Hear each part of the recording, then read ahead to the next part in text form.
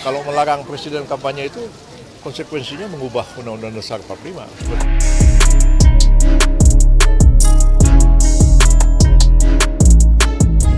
Kan hak demokrasi, hak politik setiap orang.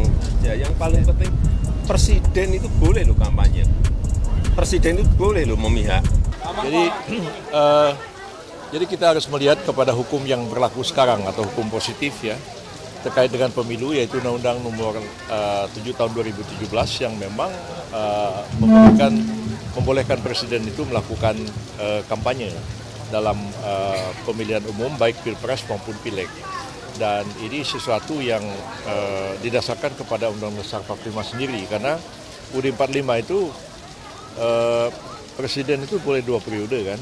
Dan kalau periode pertama dia terpilih presiden, dia maju periode yang kedua kan mau tidak mau dia harus kampanye. Kalau dilarang kampanye gimana caranya?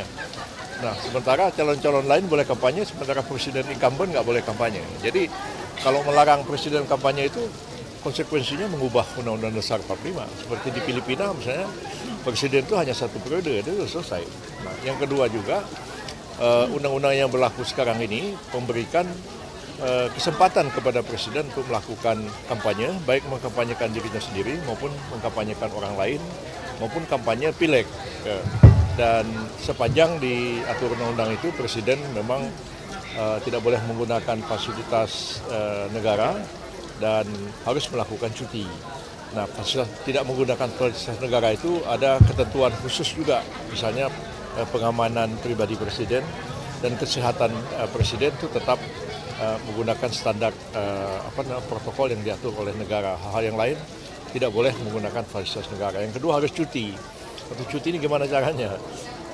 Cuti nanti Pak Jokowi minta izin pada dirinya sendiri itu nggak perlu, karena praktek yang dilakukan di Seknek selama ini adalah kalau presiden itu bertugas ke luar negeri, dia akan mengeluarkan kepres, ya, memberikan tugas kepada wakil presiden untuk melaksanakan tugas presiden sehari-hari karena presiden sedang pergi ke luar negeri. Jadi seperti itu juga dikeluarkan kepres menugaskan wakil presiden melaksanakan tugas-tugas presiden sehari-hari karena presiden akan melakukan kampanye tanggal sekian sampai tanggal sekian. Jadi persoalannya selesai.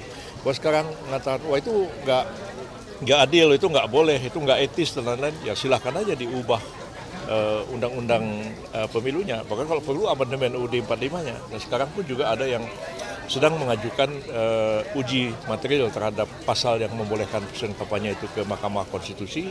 Dan kita tunggu aja seperti apa hasil putusan MK nantinya. Jadi kalau misalnya pilpres sekarang ini capres cawapresnya komplain, partainya komplain, ya bikin undang-undang kan mereka. PBB malah nggak ikut membuat undang-undang itu. Seperti itu ya.